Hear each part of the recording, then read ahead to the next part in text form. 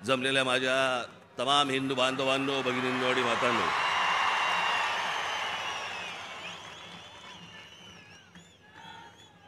असं वाटतंय सभा सिमल्याला आहे.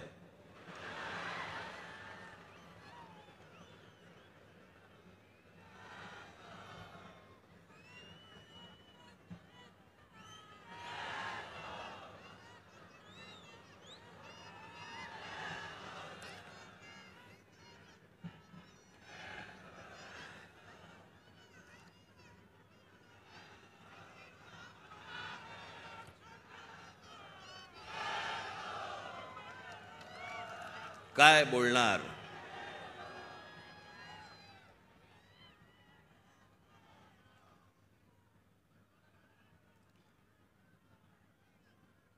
जवळपास 5 वर्षानंतर या खास करून महाराष्ट्रामध्ये निवडणुका होत आहेत.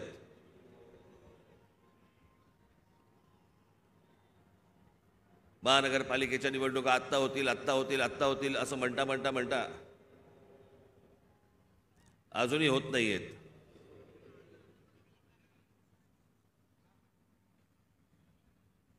त्याच्यामुळे 2019ला ज्या निवडणुका झाल्या त्याच्यानंतर आज 2024ला निवडणुका होत आहेत आणि सगळे आचारसंहितावाले सगळे जागे झालेत. काल मी एक बातमी वाचली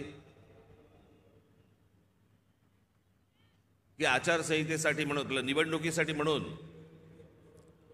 महानगरपालिकेची जेवढी हॉस्पिटल्स आहेत तिकडचे डॉक्टर्स आणि नर्सेस यांना निवडणुकीच्या कामावरती जुंपवलंय.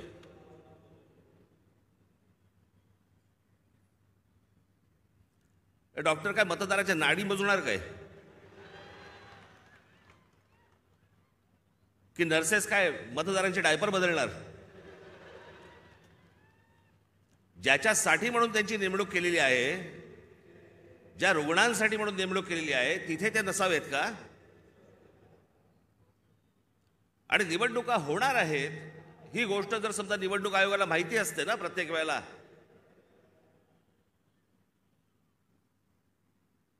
एक पॅरलल फळी का नाही उभी करत तुम्ही?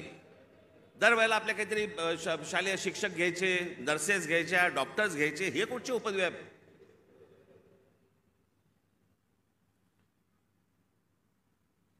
मी आपल्याला आत्ताच सांगतोय, ज्या डॉक्टरांवरती आणि ज्या नर्सेसवरती ही निवडणुकीची जबाबदारी टाकलेली असेल तिथे त्यांनी जाऊ नये आणि ज्या रुग्णांची सेवा करण्यासाठी म्हणून तुम्ही आयुष्य घालवताय त्या हॉस्पिटलमध्ये परत तुम्ही जा, तिथे काम करा. तुम्हाला नोकरीवरनं कोण काढतं मी बघतो.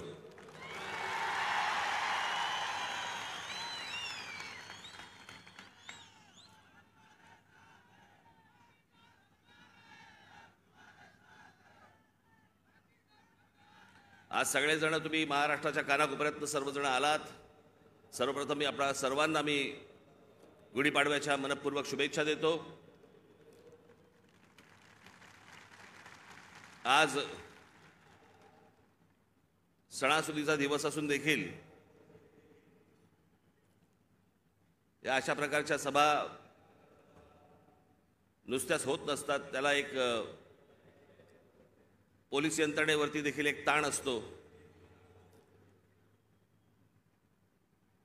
पण आपल्या सणासुदीलाच्या दिवशी सगळ्या गोष्टी बाजूला सारून अशा कामांना ज्यावेळेला हे पोलीस माझे सहकारी ज्यावेळेला जुंपलेले असतात त्या सर्व पोलीस अधिकाऱ्यांचे, माझे कॉन्स्टेबल माता भगिनी यांचे मी दिलगिरी व्यक्त करतो की त्यांना या सगळ्या याच्यामध्ये काम करावं लागतंय. पण तुम्हालाही मनपूर्वक गुढीपाडव्याच्या मनपूर्वक शुभेच्छा.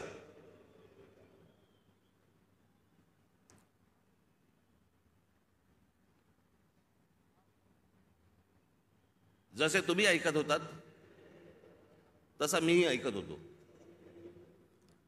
जसे तुम्ही वाचत होतात तसा मीही वाचत होतो. त्या अमित शहांच्या भेटीनंतर जे काही चक्र सुरू झाली, बरं हे आमचे बांधव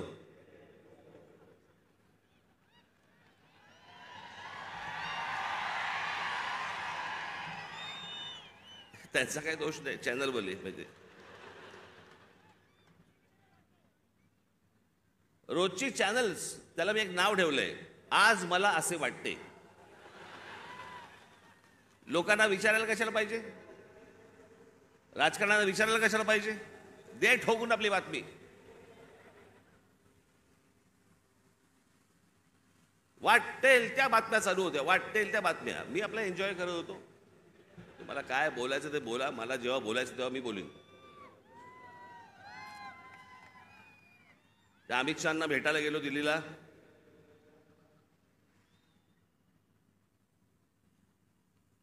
बरं, तिथे अमित शहांना भेटीच्या वेळेला कोण? अमित शहा आणि मी.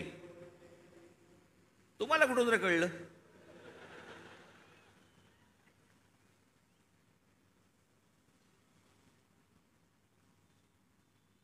मी तिकडे दिल्लीला पोहोचलो काय,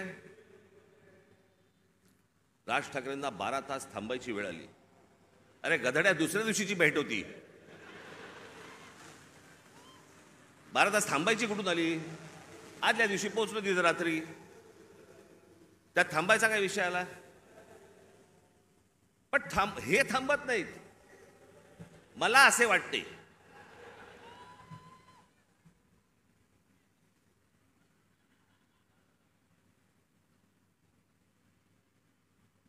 तिकडे काही पत्रकार मला भेटले. मला बोलले, साहेब कधी भेटायचं? म्हटलं मला नाही भेटायचं. माझ्याकडे आता सांगण्यासारखं काही नसेल, मी काय सांगू? मला सांगा, काय बोलू तू? म्हणून मी नाही म्हटलं. मी भेट झाली, तिकडनं विमानतळावरती आलो. इथून जाताना पण वो देखो जा रहे हैं.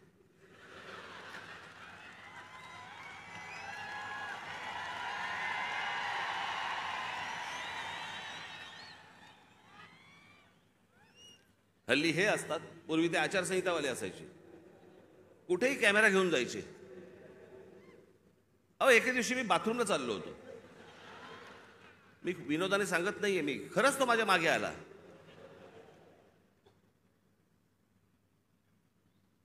म्हटलं, पुढे काय करायचं ठरवलंयस?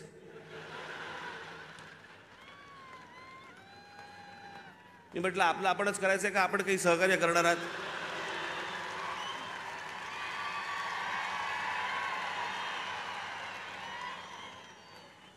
कुठे जरा मोकळीक म्हणून नाही. मी इथे माझ्या इकडे घराच्या बाहेर पत्रकार बिचारे ते बसलेले असतात, त्यांना काही. मी म्हटलं, अरे एखादी गोष्ट ठरली, समजा निवडणुकीच्या संदर्भात ठरली, तर मी येऊन सांगीन ना की लपून लपून निवडणुका लढीन. कोणाला सांगू नको, मतदारांना कळवू नको मी निवडणूक लढवतोय.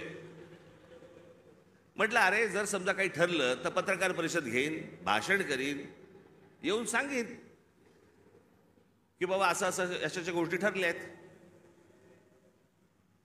मग त्यांच्या लक्षात आलं की आता अमित शहाच्या भेटीनंतर काय होत नाहीये, पुढे काही मिळत नाही आपल्याला.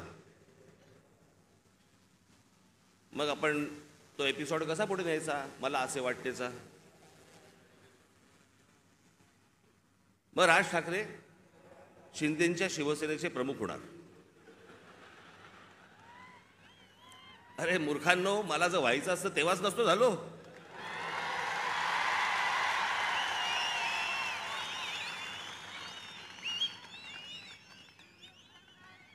या माझ्या घरी इथे जवळपास 32 आमदार, 6-7 खासदार, आपण एकत्र बाहेर पडू आणि काय, मग नंतर माझा महाराष्ट्र दौरा सुरू झाला. तोपर्यंत इकडे सगळे काहीतरी बांधणी सुरू होती. मी आता काही नावं नाही घेत कोणाची. आणि ह्यांना वाटलं मी काँग्रेस मध्ये ज्याला सत्ता होती त्यांची जॉईन होणार बाकीच्यांसारखा.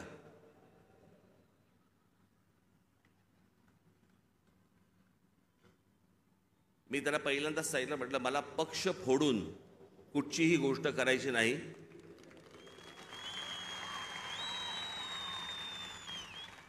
आत्ता म्हटलं माझ्या मनात विचार नाहीये, पण जर समजा मी काही केलं, पाऊल उचललं, तर स्वतःचा राजकीय पक्ष काढीन, पण कोणाच्या हाताखाली काम करणार नाही. ही गोष्ट मी माझ्या मनाशी मी खुणगाटच बांधलेली होती. माननीय बाळासाहेब ठाकरे यांच्याशिवाय मी कोणाच्याही हाताखाली काम करणार नाही. तरी त्यातल्या त्या एकाला संधी दिली होती, समजलंच नाही.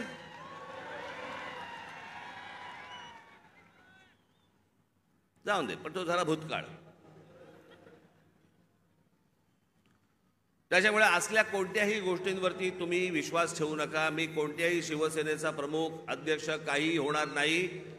मी जे अपत्य जन्माला घातलेलं आहे महाराष्ट्र नवनिर्माण सेना, याचाच मी फक्त अध्यक्ष राहणार.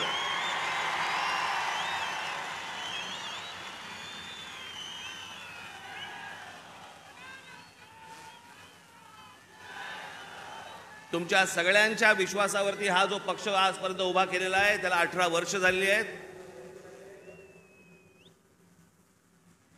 ही असली गोष्ट माझ्या मनाला शिवत देखील नाही. पण काय नाही, मी आपला हसत होतो, कारण त्यांचं काही करू शकत नाही आपण. आज मला असे वाटते वेगवेगळ्या बातम्या वेगवेगळ्या गोष्टी येत होत्या. मी खरं तर काही गोष्टी लिहून आणल्या होत्या तेव्हा. मग ते काहीतरी जागा वाटप,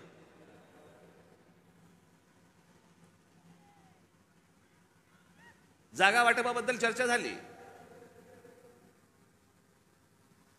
पण मी तुम्हाला खरं सांगू ना, मी शेवटचा जागा वाटपाच्या चर्चेला जो बसलो होतो 1995 साली,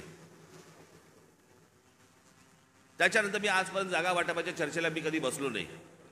त्याच्यामुळे माझं टेम्परामेंटच नाही. 2 तू घे, 4 मला दे, मग ही नको, ती तू घे, तू ही घे, मग मला इथे सरकव, मग ह्याला इथे. मला ते जमत नाही, माझ्याकडनं होणार नाही, माझ्याकडनं जमणार नाही.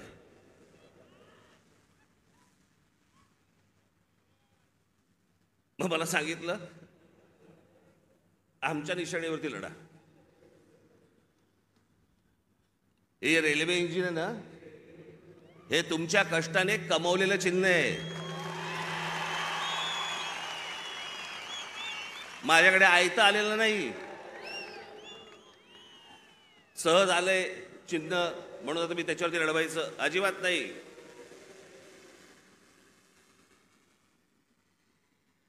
चिन्हावरती कॉम्प्रोमाइज होणार नाही.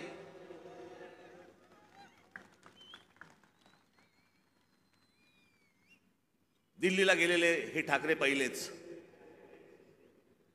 पत्रकारांना माहीत नसतं, काही माहिती नसतात, जुन्या गोष्टी काही कल्पना नसते.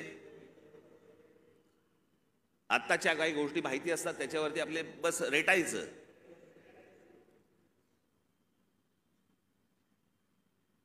एकोणीसशे साली मी तुम्हाला मुद्दामून सांगतो, 1980 साली माननीय बाळासाहेब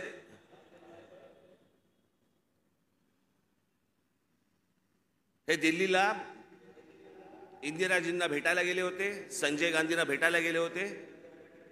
आणि भेटीला जायला काय प्रॉब्लेम आहे मला कळत नाही. मला अनेक लोक येऊन घरी भेटतात,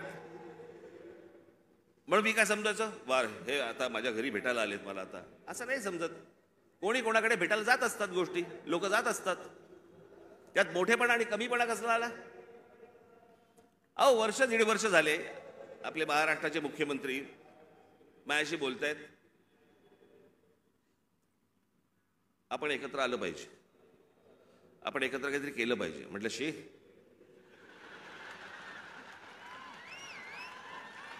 म्हटलं काय केलं पाहिजे?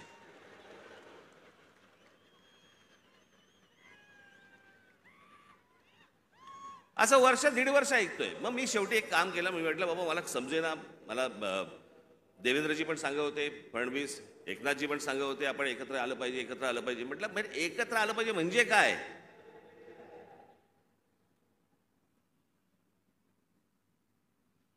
आणि मग त्याच्यात हे सगळे विषय निघाले. मग मी अमित शहांना फोन केला, म्हटलं मला जरा भेटायचं तुम्हाला. हे काय मला चाललंय मला समजत नाहीये. एकदा आपल्याशी बोलून मला काय नक्की ह्यांचं म्हणणं आहे ते मला एकदा कळलं पाहिजे.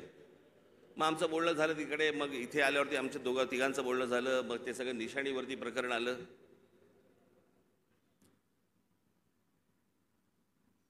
मग लगेच सुरू झाले एका भेटीत, एका दौऱ्यात. मग आता त्या लाव रे तो व्हिडिओचं काय होणार? मी तुम्हाला पहिली गोष्ट एक सांगतो, थोडीशी पार्श्वभूमी देतो. माझा जन्म ज्या घरात झाला त्या घरामध्ये शिवसेनेचा जन्म झाला.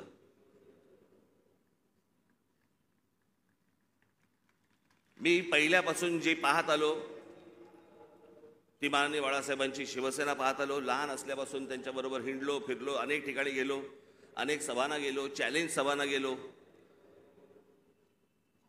त्याच्यामुळे माझ्या आयुष्यातला एकमेव तेव्हाचा पक्ष होता तो म्हणजे शिवसेना.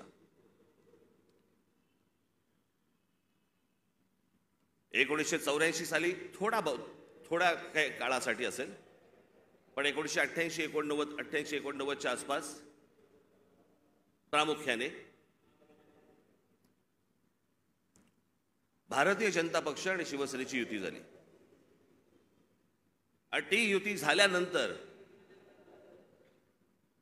शिवसेनेबरोबर जर सर्वाधिक माझे संबंध कोणाबरोबर आले असतील तर ते भारतीय जनता पक्षाबरोबर आले.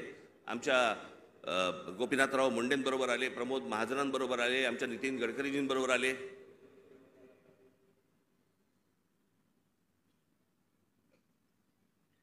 आणि ह्यांच्याबरोबरचे जे माझे संबंध होते हे राजकारणाच्या पलीकडचे पण होते.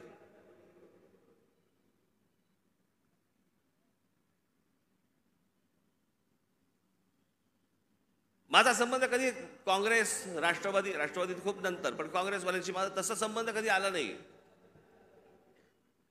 भेटी होत्या, म्हणजे पु ल देशपांडेंच्या भाषेत सांगायचं तर काँग्रेसवाल्यांबरोबर भेटी होत्या, पण गाठी पडल्या त्या भाजपवाल्यांबरोबर.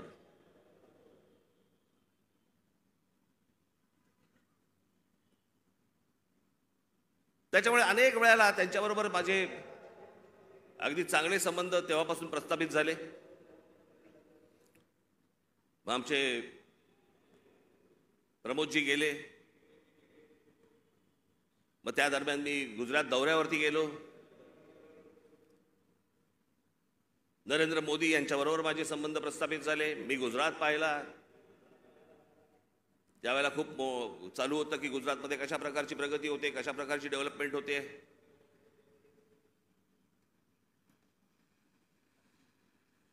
आणि ती सगळी प्रगती, सगळी ती डेव्हलपमेंट मी पाहत होतो. मला माहिती होतं. मी त्याच्यानंतर मी महाराष्ट्रामध्ये जेव्हा आलो, मला पत्रकारांनी प्रश्न विचारले, कसं वाटलं गुजरात? म्हटलं गुजरात डेव्हलप होतंय, पण महाराष्ट्र खूप पुढे आहे.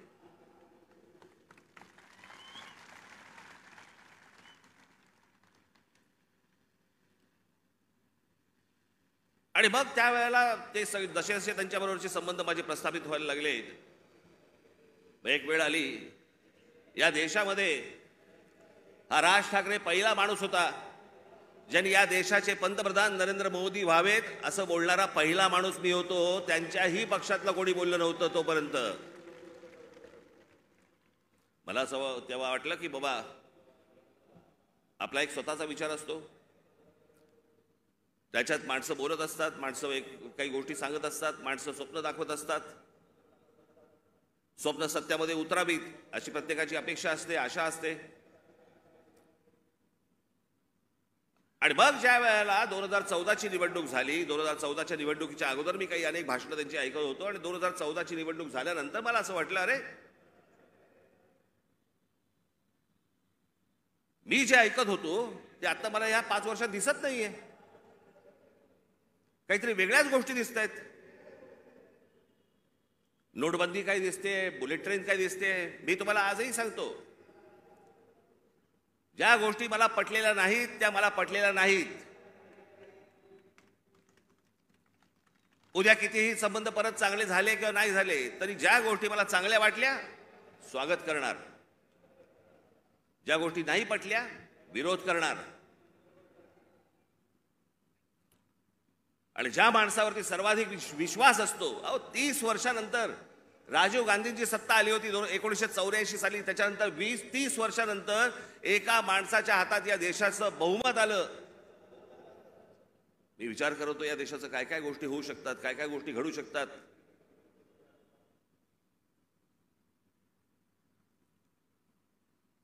त्यांचा संबंध नसतो ना तुमचा, त्यांच्याकडे तुम्ही दुर्लक्ष करता, दोन शिव्या आसळताना दुर्लक्ष करता.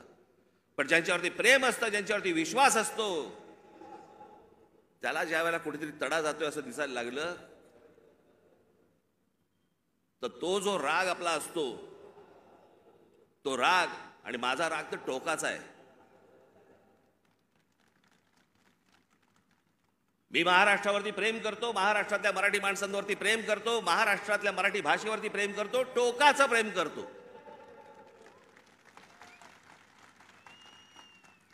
तसं एखाद्यावरती मी जर विश्वास टाकला तर मी टोकाचं प्रेम करतो. पण मला जर समजा तशी गोष्ट दिसली नाही तर मी टोकाचा त्याला प्रतिकार करतो, टोकाचा विरोध करतो. तो टोकाचा विरोध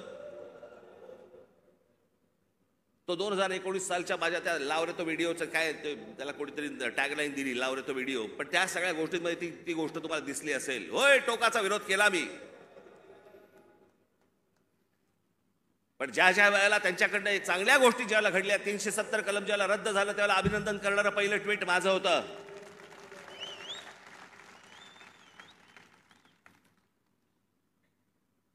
गेल्या 5 वर्षामध्ये ज्या गोष्टी चांगल्या गोष्टी घडलेल्या आहेत त्याचं अभिनंदन केलंय, स्वागत केलेलं आहे. एनआरसीच्या बाजूने मोर्चा काढलेला आहे.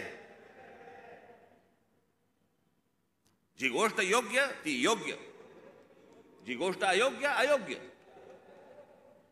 या देशाने अमिताभ बच्चन यांच्यावरती प्रेम केलं, मीही प्रेम केलं. पण ज्या वेळेला एक माणूस ज्या वेळेला मला असं वाटायला लागलं की अरे एका प्रांताचा विचार करतोय, मला नाही पटलं. पण त्या सगळ्या गोष्टींमध्ये जर समजा तुम्ही बघितलं तर त्याच्यामध्ये व्यक्तिगत टीका कुठेही नव्हती.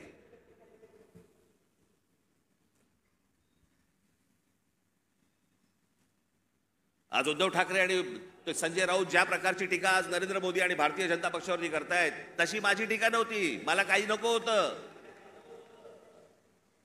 मला मुख्यमंत्री पद मिळालं नाही म्हणून मी विरोध नाही केला, मला भूमिका पटली नाही म्हणून मी विरोध केला.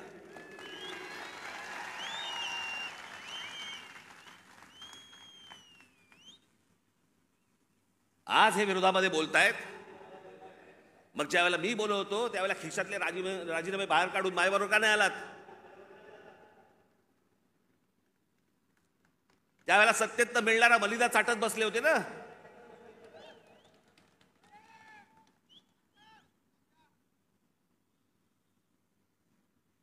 आज ह्यांना या गोष्टी सुचतायत.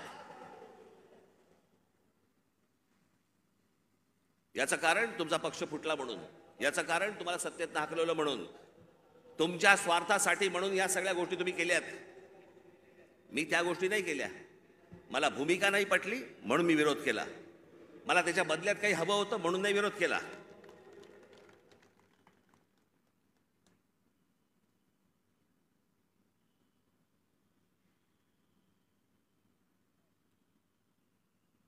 मी आज काही तुमच्यासमोर फार लंब चौडं काहीतरी बोलायला आलो नाहीये. तुमच्या ज्या काय अपेक्षा आहेत, तुम्हाला काय हवंय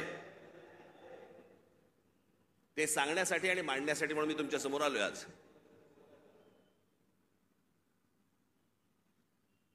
नरेंद्र मोदींकडनं कसं आहे, आज तरुण, आज आम्ही दुपारी बोलत होतो, 2006 साली ज्यावेळेला मी पहिलं महाराष्ट्र नवनिर्माण पक्ष स्थापन केल्यानंतरचं पहिलं भाषण ज्यावेळेला मी इथून केलं होतं,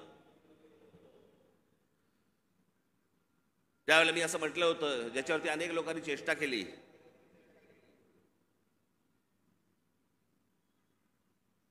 मी म्हटलं होतं की माझ्या महाराष्ट्रामधला शेतकरी हा जीन्स घालून ट्रॅक्टरवरती बसलेला मला शेतकरी मला अपेक्षित आहे, हवा आहे भविष्यात.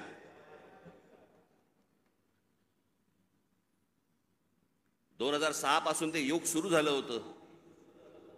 आज या जगामध्ये सगळ्यात तरुण जर देश कुठचा असेल, तरुण, तो आपला भारत देश आहे, हिंदुस्थान आहे. सर्वाधिक तरुण ना अमेरिका आहे, ना जपान आहे, ना अजून कुठचा देश आहे. आज फक्त भारत तरुण आहे.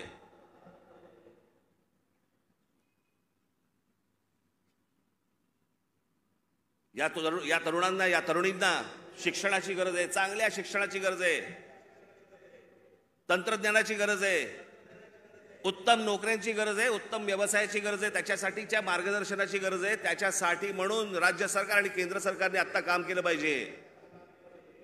आम्ही तेच बोलतो. आता जवळपास 18 वर्षातली निघून गेली, उरले फक्त 10 वर्ष. 10 वर्षानंतर हा देश पुन्हा वयस्कर व्हायला लागणार. तरुणांची संख्या कमी होणं माझी नरेंद्र मोदी यांच्याकडनं आज अपेक्षा आहे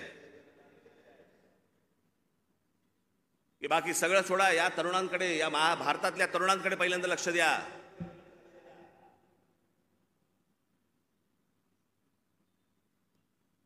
हेच ते फ्युचर आहे, हेच ते भविष्य आहे.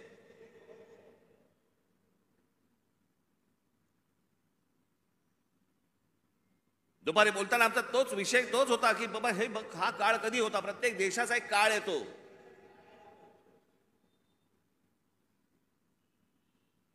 जसं जपानमध्ये एक काळ आला.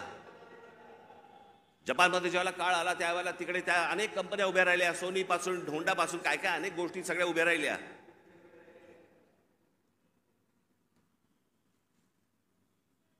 अनेक व्यवसाय उभे राहिले, अनेक व्यावसायिक उभे राहिले.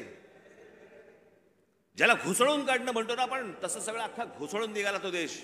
आज बघा कुठच्या कुठे असा हा देश घुसळून निघाला पाहिजे.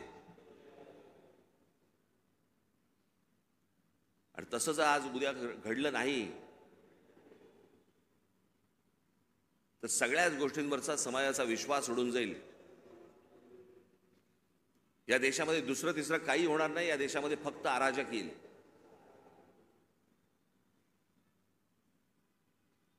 जर नोकऱ्या उपलब्ध झाल्या नाहीत, जर व्यवसाय उपलब्ध झाले नाहीत, लोकसभेमध्ये सांगितलं गेलं की या देशामधले लोकसभेमध्ये सांगितलं गेलं की या देशामध्ये जवळपास 6 लाख उद्योगपती व्यापारी हे हा देश सोडून गेले.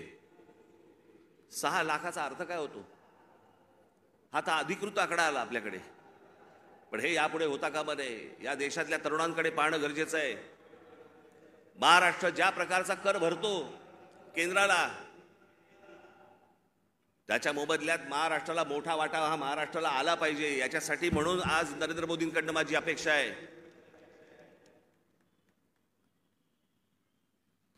अनेक गोष्टींची अपेक्षा आहेत. पुढचं काय 5 वर्षात काय घडतंय, ही निवडणूक, येणारी लोकसभेची निवडणूक या देशाचं भविष्य ठरवणार आहे. की आपण खड्ड्यात जाणार आहोत का आपण वरती जाणार आहोत. उद्या अनेक निवडणुका येतील, पुढे विधानसभेच्या निवडणुका येतील. आज हाणामाऱ्या चालू आहेत. पुढच्या विधानसभेच्या निवडणुकीत तर काय होईल? कोथळे बाहेर काढतील.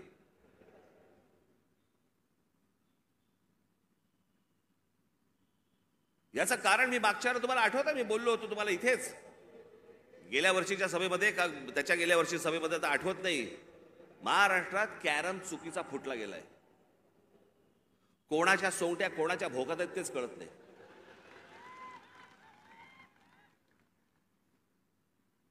माणूस राजकारणातला आला की विचारावं लागतं कोणत्या पक्षात.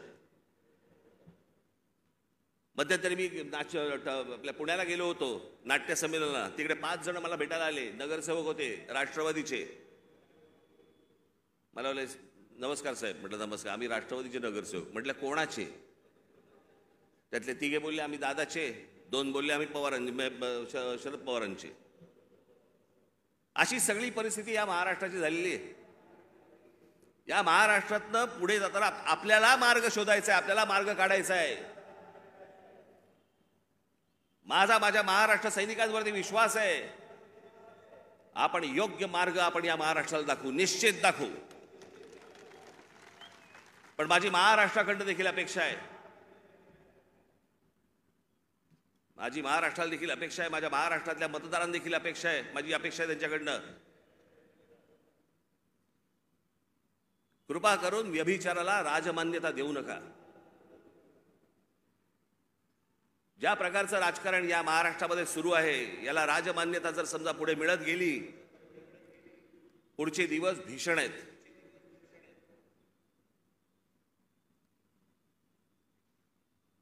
पण या आजच्या सगळ्या परिस्थितीमध्ये जेव्हा सगळ्या बाजूनी मी जेव्हा पाहतो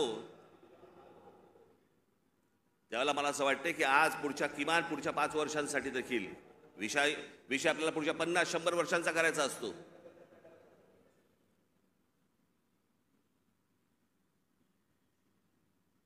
पण इथे ज्यावेळेला मी बसलो होतो, ज्यावेळेला देवेंद्र फडणवीस आणि मुख्यमंत्र्यांबरोबर, त्याच्यानंतर माझं आणि देवेंद्र फडणवीसांचं बोलणं झालं आणि मी म्हटलं की मला नको ते, म्हटलं तर मला त्या वाटाघाटी मला पाडू नका याच्यामध्ये.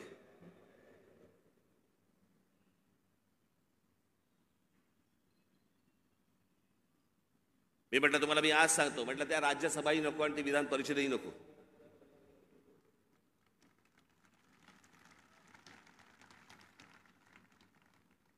पण या देशाला चांगल्या खंबीर नेतृत्वाची गरज आहे, ज्याच्याकडनं माझ्या अपेक्षा आहेत त्याही पूर्ण झाल्या नाहीत तर राज ठाकरेंचं तोंड आहेच. पण या पुढच्या काही भवितव्यासाठी म्हणून खंबीर नेतृत्वाची गरज असताना म्हणून मी त्यांना सांगितलं मला काही अपेक्षा नाही आहेत. महाराष्ट्र नवनिर्माण सेना, भारतीय जनता पक्ष, शिवसेना आणि एनसीपी, परंतु फक्त नरेंद्र मोदींसाठी बिनशर्त पाठिंबा देत आहे हे मी आज आपल्या समोर सगळ्यांसमोर जाहीर करतो. आणि माझ्या गावागावातनं सगळ्या महाराष्ट्रामधनं आलेल्या माझ्या सर्व महाराष्ट्र सैनिकांना मला फक्त एकच सांगायचं आहे, विधानसभेच्या तयारीला लागा, जोरात विधानसभेच्या तयारीला लागा. पुढच्या गोष्टी पुढे आपण कसलाही विचार न करता आत्ता बांधणीचा विचार केला पाहिजे आपण. आणि त्याच्यासाठी म्हणून मी तुम्हाला महाराष्ट्रभर सगळ्या ठिकाणी भेटण्यासाठी लवकरच आपल्यासमोर येत आहे. आज जे काही मला मांडायचं होतं हे आपल्यासमोर आज मांडलेलं आहे. उद्या अजून जर समजा समोरच्यांची पकपक झाली तर अजून माझी दारं खिडक्या उघड्या करायला तोंडाच्या मी मोकळा आहे. आपण निश्चिंत राहा, जिथून आलेला आहात तिथून व्यवस्थित जा. जाताना आपण व्यवस्थित गाडीने ज्या आलेला आहात गाड्या नीट सांभाळून चालवा. घरचे लोक आपली वाट पाहत असतील. पुन्हा एकदा मी आपल्याला सर्वांना मी गुढीपाडव्याच्या मनपूर्वक शुभेच्छा देतो आणि आपणा सर्वांची मी रजा घेतो. धन्यवाद. जय हिंद, जय महाराष्ट्र. धन्यवाद राजसाहेब.